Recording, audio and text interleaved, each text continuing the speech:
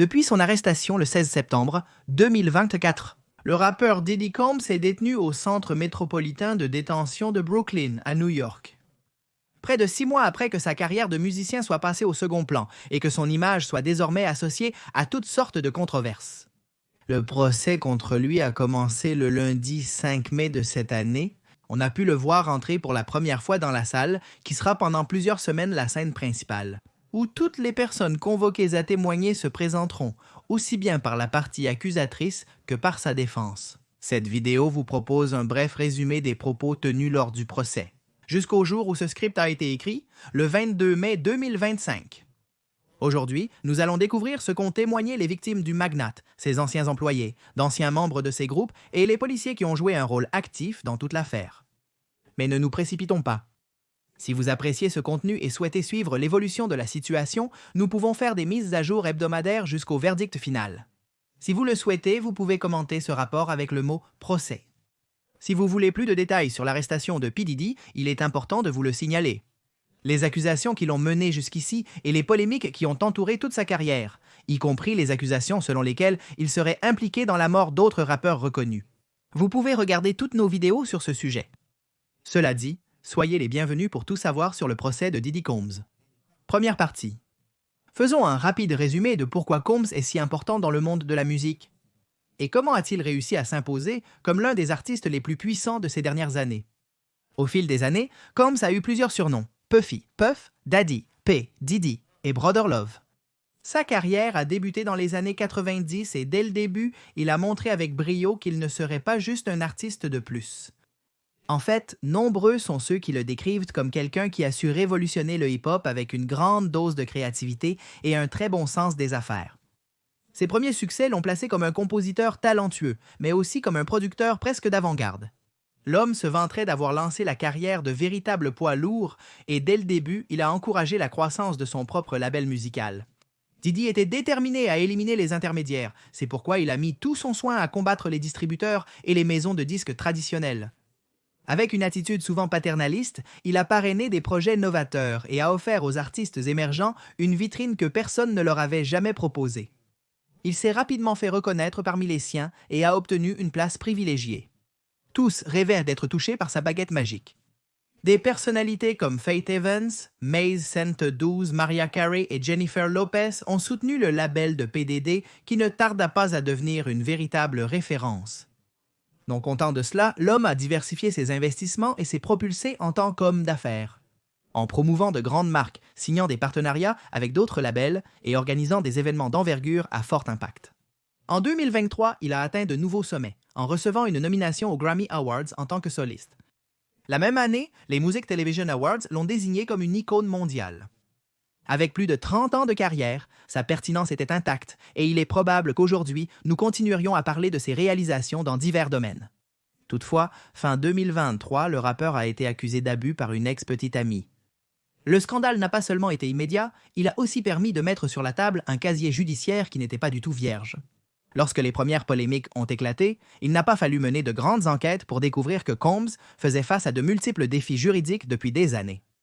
En mai 1999, il avait été arrêté en tant que suspect d'agression. Il a été accusé de possession d'armes et de tentative de corruption suite à une fusillade dans un club. 2 ans après, il a été innocenté. En 2003, il a été poursuivi pour avoir menacé son associé avec une batte de baseball et plus de 10 ans après, il a fait de même avec le professeur de son fils. Les preuves que Combs pouvait devenir particulièrement violent et imprévisible se sont accumulées les unes après les autres. On a parlé de la façon dont il avait réduit au silence ceux qui avaient eu l'audace de le contredire. Et il a même été suggéré qu'il avait une manière sombre d'anéantir la carrière de ceux qui décidaient de ne pas rejoindre sa maison de disques. Et ce n'était que la pointe de l'iceberg. Après les accusations d'abus, des dizaines de personnes, certaines anonymement, d'autres non, ont accusé Combs d'agression sexuelle.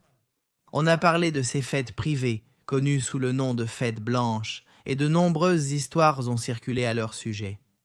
Je vous invite à regarder nos vidéos précédentes pour en savoir plus sur le sujet. Pour résumer, ces éléments ont conduit à une perquisition à son domicile et plusieurs chefs d'accusation retenus contre lui.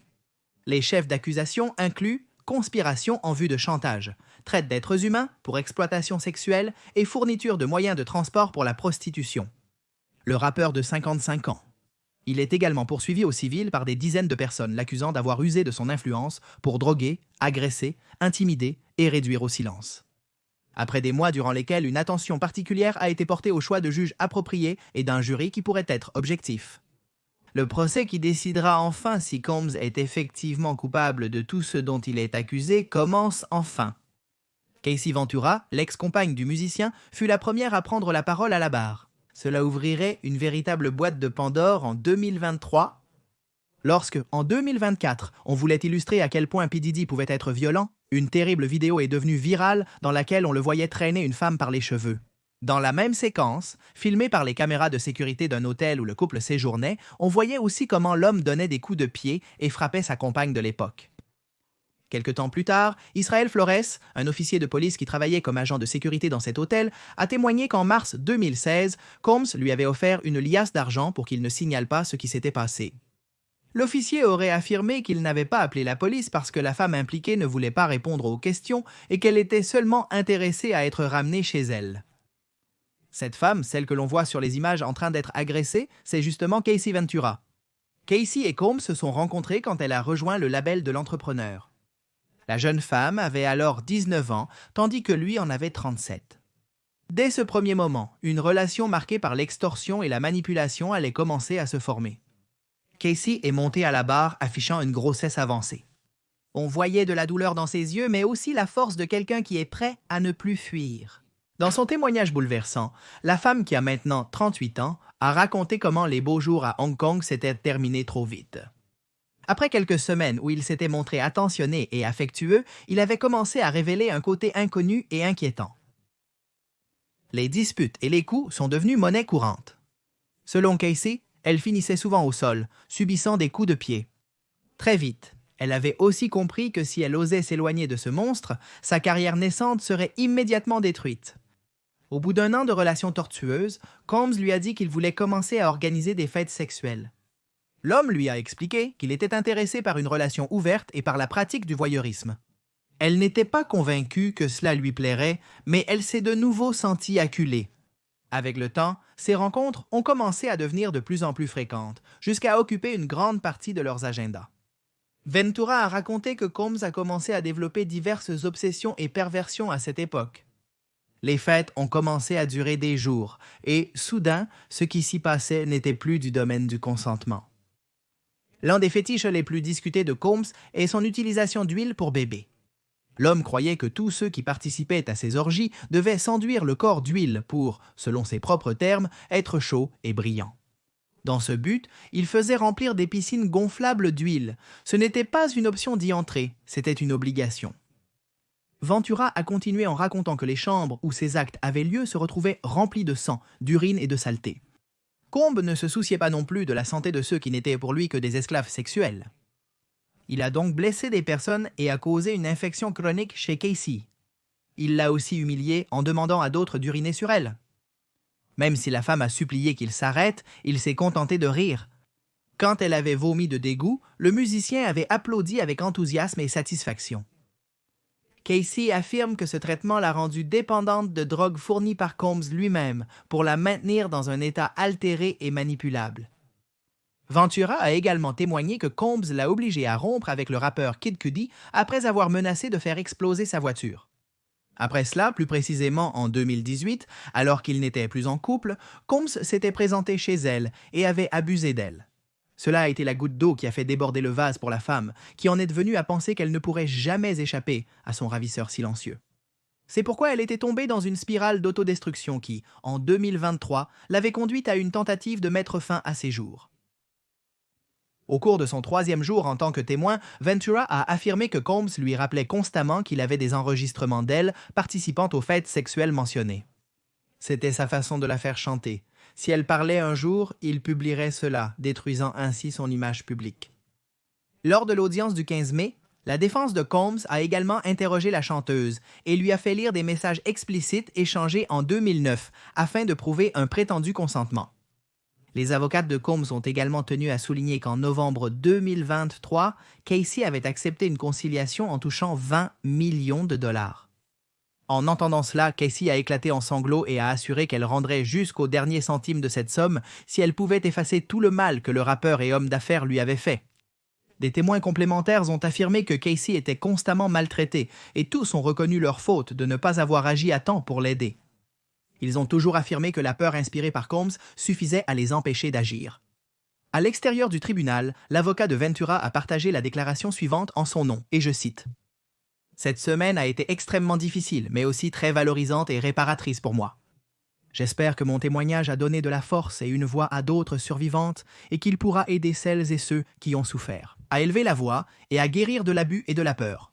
Plus je me rétablis, plus je me souviens, et plus je me souviens, plus je suis certain de ne jamais oublier. » Toute cette première étape du procès a laissé tout le monde consterné et bouleversé, mais il restait encore beaucoup à révéler. Et c'est ainsi que notre histoire revient au début. Après le tour de Casey, Jacinthe Binda, agent spécial des enquêtes de sécurité nationale, prit la barre. C'est elle qui s'est chargée de la logistique de l'arrestation de Didi, le 16 septembre de l'année dernière. Et c'est elle qui a été chargée de la fouille de la chambre du parc Hyatt où Combs séjournait. Le jury a vu les photos prises par Binda. Selon les personnes présentes, il y avait sur place des sacs Ziploc remplis d'huile à boire et de lubrifiant. Il y avait aussi un flacon de médicaments au nom de Fran Black, un pseudonyme de Combs, et une étiquette de clonazepam. De plus, ils ont trouvé 2 petits sachets contenant de la poudre rose, l'un était de la kétamine et l'autre de la méthylène-dioxyméthamphétamine, généralement connue sous le nom d'ecstasy ou de cristal. Un sac noir contenait également 9 000 $ en liquide. Après le témoignage de Binda, les procureurs ont appelé à la barre Dawn Richard, ancienne membre de Danny T. Kane, un groupe musical formé par Combs. Richard a confirmé les agressions physiques de Combs envers Casey Ventura et s'est ajouté à la liste des personnes qui sont restées silencieuses pendant plus d'une décennie. Par peur des représailles que pouvait entraîner le fait d'accuser quelqu'un d'aussi puissant que Didi. La défense du rappeur a interrogé Richard sur la véracité de son témoignage et a insinué que l'artiste voulait seulement s'en prendre à Combs, dans une tentative grossière et désespérée d'attirer l'attention et ainsi de relancer sa carrière. Plus tard, ce fut au tour de Kerry Morgan, la meilleure amie de Casey Ventura. Jusqu'en 2018, Kerry a souligné l'enfer dans lequel Casey vivait. Avec colère, elle a raconté comment elle avait entendu son ami supplier pendant que Combs ne cessait de la frapper. Elle a également raconté que Didi l'aurait agressée et que Casey avait tout vu sans rien faire. Cela avait alors brisé la relation entre elles. Cependant, Kerry a indiqué qu'elle considérait les deux comme des victimes et comprend maintenant comment l'agresseur les avait éloignées l'une de l'autre. Elle a même affirmé qu'elle avait reçu 30 000 $ pour ne plus jamais reparler du sujet.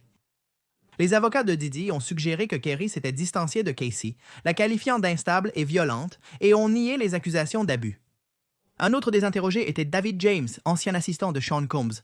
Pendant son témoignage, James a mentionné que Combs possédait entre 25 et 30 flacons de pilules dans sa trousse de toilette lors de ses séjours à l'hôtel. L'une d'entre elles aurait la forme du visage de l'ex-président Barack Obama. On ne sait pas encore de quel type de drogue il s'agissait. George Kaplan, ex-employé de Combs, affirme que ce dernier se plaisait à humilier stars et célébrités. Pour cela, il enregistrait des cassettes montrant des gens ayant des relations sexuelles. Ces derniers jours, un autre des agents ayant participé aux premières perquisitions dans les résidences de Didi a présenté sa déposition.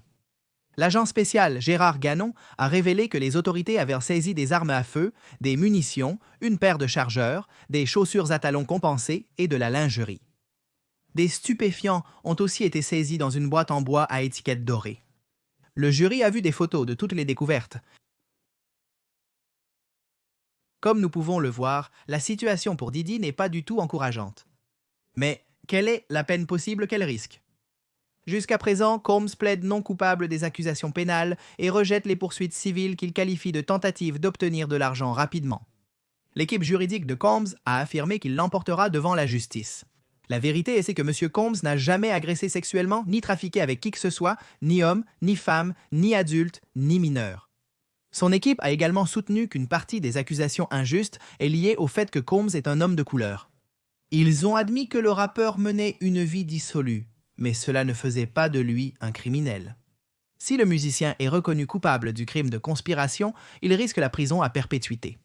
S'il est reconnu coupable de traite d'êtres humains, sa peine peut aller jusqu'à 15 ans. Et s'il est établi qu'il a offert un transport à des fins de prostitution, il peut passer jusqu'à 10 ans derrière les barreaux. Pendant ce temps, son équipe maintient qu'en l'absence de verdict, il est abusif de garder Combs emprisonné.